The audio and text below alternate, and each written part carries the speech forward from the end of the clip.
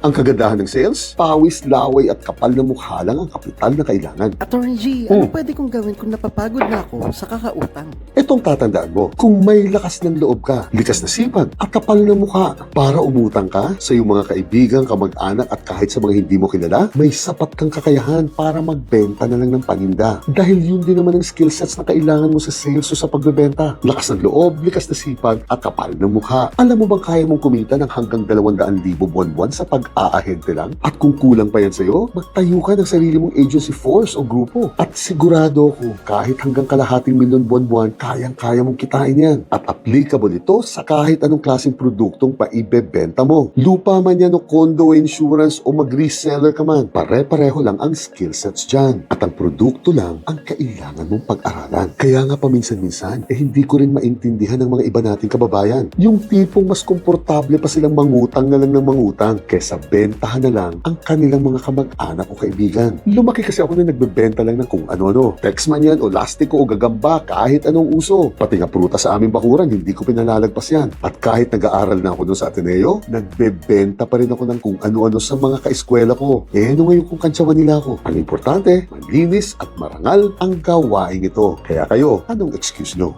Jeanette!